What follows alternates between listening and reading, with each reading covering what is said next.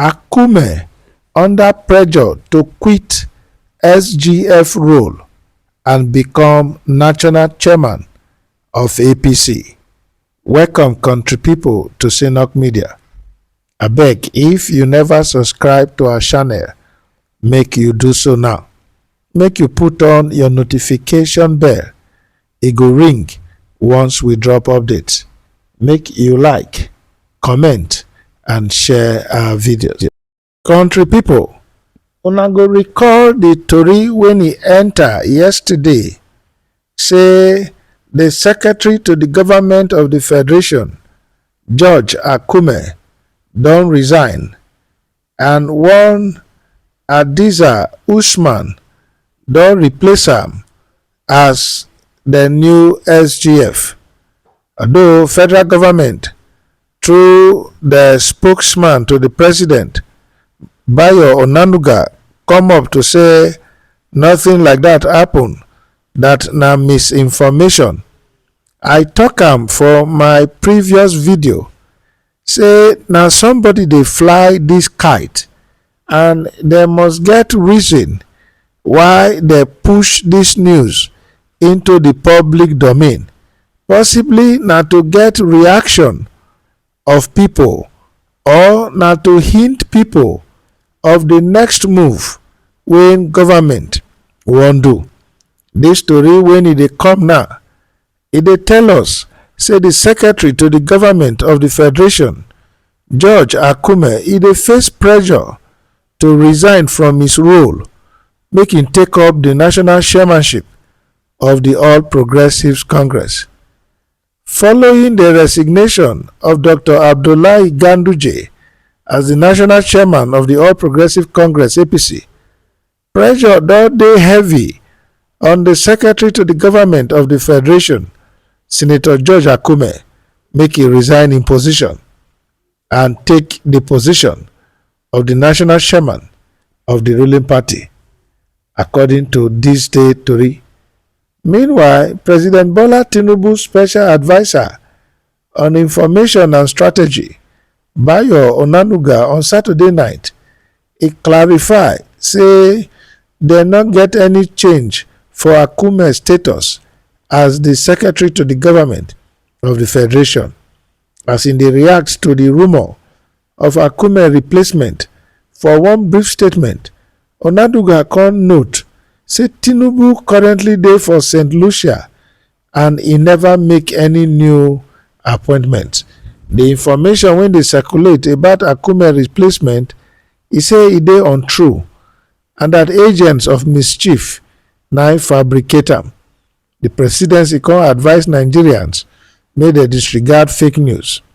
Onanuga con add, this day say they gather say the pressure on the former governor of Benue State, e dey follow the renewed clamor by the stakeholders of the All Progressive Congress from the North Central geopolitical zone for the position after Gandoje sudden departure.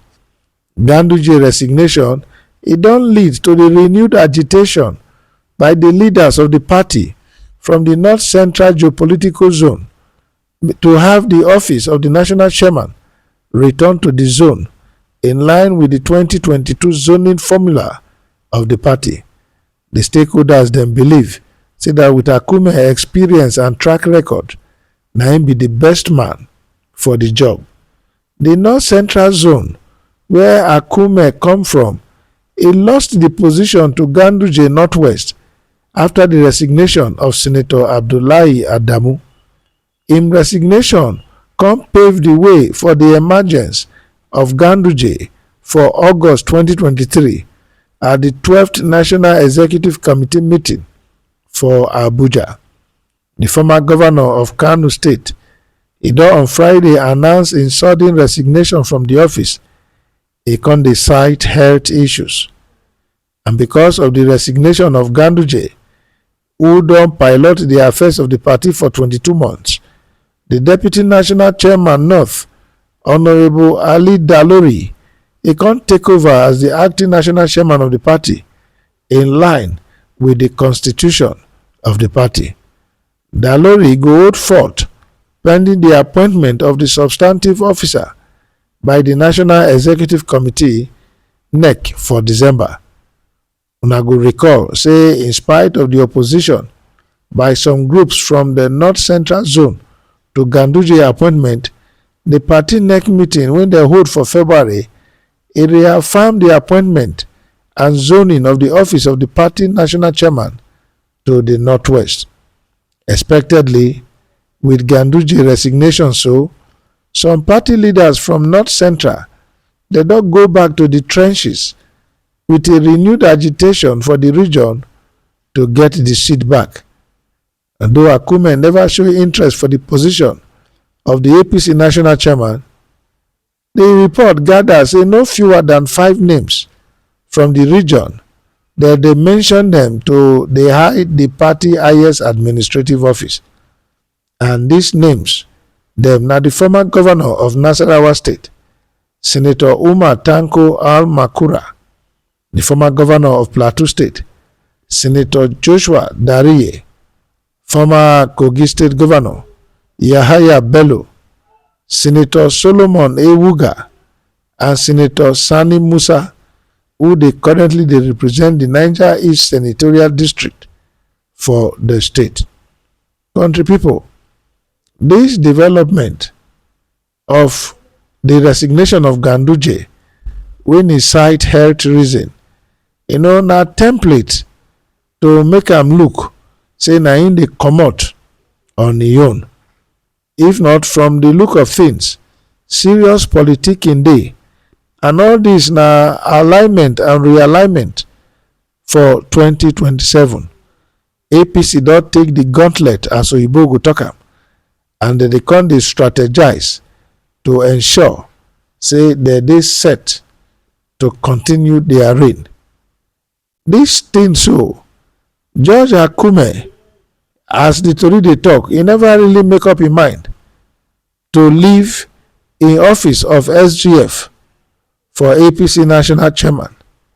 Many people get the opinion say if na dem be Akume, they go remain as the secretary to the government of the federation, because that one, he get more power and e dey very public, very visible for the governance structure of the country than to go one obscure place as APC National Chairman when he not get much to do.